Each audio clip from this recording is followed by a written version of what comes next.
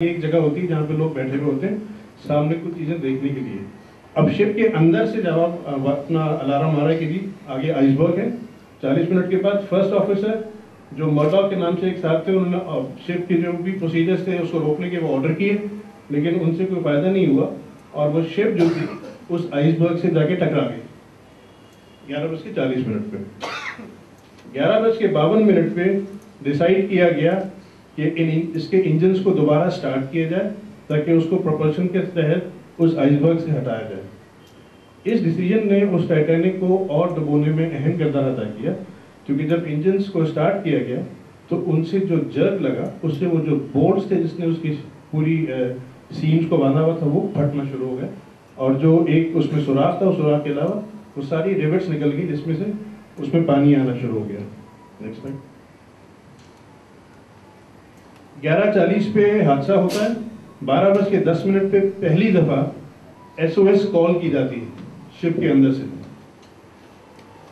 12:19 पे उसके इंजन हमेशा के लिए बंद हो जाते हैं। 12:27 पे पहली लाइफ बोट उतारी जाती है। लाइफ बोट में कैपेसिटी है 65 लोगों को बैठाने की और उसमें सिर्फ 27 लोग उतारे जाते हैं।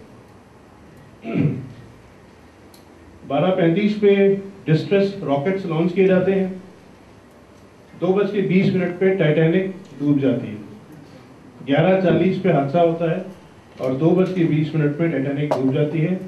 इतनी बड़ी शिप जितनी बड़ी टाइटैनिक थी, अगर उसको आप वैसे डुबोना चाहें तो शायद 10 से 12 घंटे भी उसके लिए कम हो और ये 2.5 घंटे से कम टाइम में डूब जाती है। इतना सीवियर उसमें डैमेज होता है।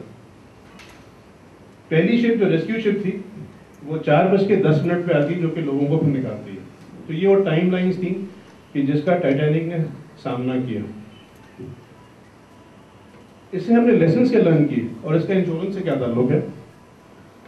इससे लेसन जो हमने लर्न करने किए वो मेरे ख्याल से लर्निंग फ्रॉम प्रीवियस इंसिडेंट्स एक इंपॉर्टेंट चीज, staff selection, organisational goals and leadership, management of change, material integrity, emergency planning. ये सब मैं नहीं कुछ चीज़ें डिस्कस करूंगा आपसे। आगे चलिए। मैंने आपको शुरू में 2 शिप्स दिखाई थी, एक ओलंपिक और दूसरी टाइटैनिक। दोनों के मालिकान एक थे, दोनों एक जगह बनी थी। थोड़ा सा ओलंपिक के बारे में देख लीजिए कि ओलंपिक जब बनी तो 1911 में 21 जून को कमीशनिंग के बाद उसने अपनी पहली टक्कर मारी एक और शिप को मैनहट्टन के अंदर। सितंबर में 1911 में ही उसने एक और शिप को साउथहैम्पटन में टक्कर मार दी। ओलंपिक की बात हो रही है। 24 फरवरी 1912 में उस शिप का अपना प्रोपेलर गिर गया। ये जो शिप थी जिसका नाम ओलंपिक था, इसके कैप्टन का नाम था एडवर्ड जे स्मिथ। नेक्स्ट स्लाइड पे। एडवर्ड स्मिथ के बारे में कुछ बातें देख लें। 27 जनवरी को एडवर्ड स्मिथ ने 1889 में, यानी ओलंपिक से पहले की बात हो रही है, इन कैप्टन साहब ने जिस वक्त ये 1889 में रिपब्लिक के कैप्टन थे, उन्होंने रिपब्लिक को जमीन पे चढ़ा दिया न्यूयॉर्क में। 1 दिसंबर 1890 में इन्हीं कैप्टन साहब ने एक और शिप थी जिसका नाम कॉप्टिक था, रियो डी जेनेरो ब्राजील में जमीन पे चढ़ा दिया। और 4 नवंबर 1909 में इन्होंने ही दोबारा अटलांटिक एक और शिप थी जिसको न्यूयॉर्क पे जमीन पे चढ़ा दिया। तो इनकी स्पेशलिटी शिप को जमीन पे चढ़ाना थी मेरे साथ।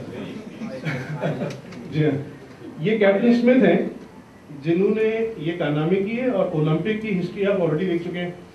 आप इसके बाद अगली साइड पे आपको मालूम होगा। आगे चलिए। सॉरी, वापस आ जाएगा।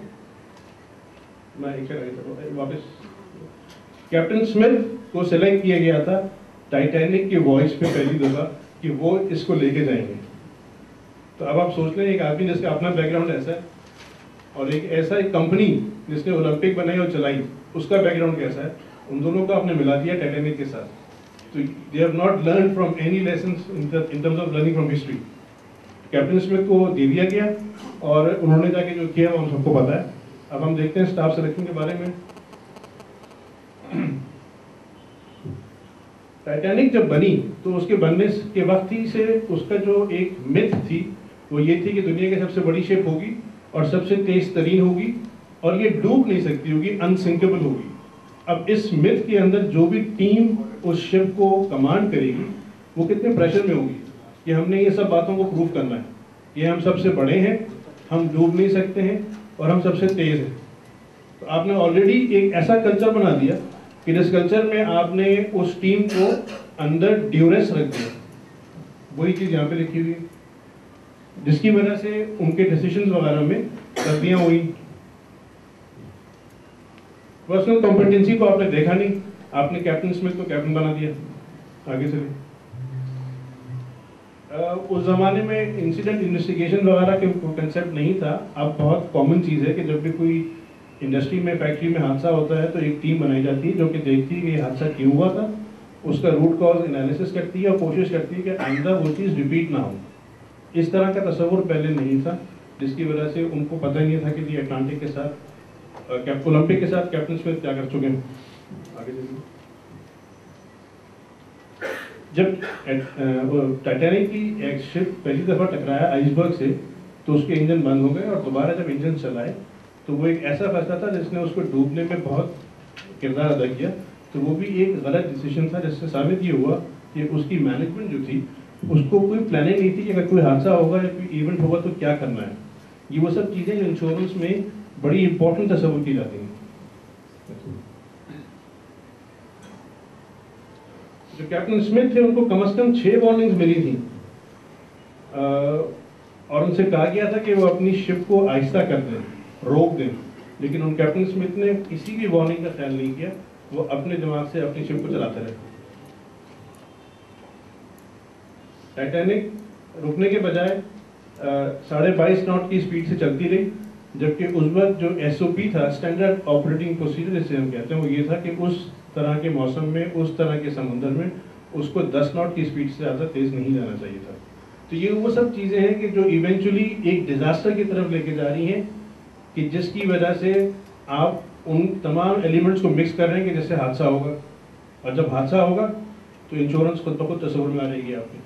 तो ये वो चीज़ें हैं कि जो टाइटैनिक के रेफरेंस से मैं इस केस के थ्रू इंश्योरेंस से लिंक कर रहा था, और मैं मजीद करता हूँ। थोड़ा सा और चलिए, देख लिया। This was framed in the white side. आगे चलिए। रिस्क कंट्रोल मेजर्स की जब हम बात करते हैं तो एक सिंपल सी साइकिल मैंने बना दी कि रिस्क कंट्रोल करनी है अगर आपको, तो आपने किसी भी चीज़ को कंट्रोल करने से पहले ज़रूरी है कि उसको पहले आइडेंटिफाई कर लिया जाए कि वहाँ पे एक्सपोजर क्या है। जब तक वो आइडेंटिफाई नहीं होगा, आप कैसे उसके कंट्रोल मैकेनिज्म्स डेवलप करेंगे। एक दफ़ा आपने जब आइडेंटिफाई करके इवेलुएट कर लिया कि वहाँ पे एक्सपोजर क्या है, तो अगला स्टेप आपका ये होगा कि आप या तो उसे कंट्रोल कर लें या उसे ख़त्म कर दें। अगर आप इस स्टेप से आगे चलेंगे तो फिर आप तय करेंगे कि आप उस एक्सपोजर को ट्रांसफ़र कर दें, यानी कि इंश्योरेंस में दे दें, या रिटेन कर लें, या हम इसको नहीं कराते इंश्योर, और फिर आखिर में उसको मॉनिटर करते रहें। तो ये एक रिस्क मैनेजमेंट की साइकिल मैंने बना दी, जिसमें सिंपल से 4 स्टेप है, जिसमें सबसे कोर चीज़ जो है वो आइडेंटिफिकेशन की है।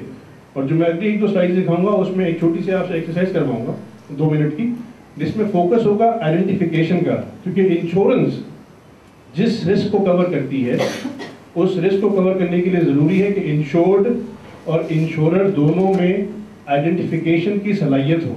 अगर आपने आइडेंटिफाई नहीं किया हुआ तो फिर आप कंट्रोल कहाँ से करेंगे और आप एलिमिनेट कैसे करेंगे। जी वहाँ से आगे बढ़ाते, आपको ये पूरी साइड आगे बढ़ाते।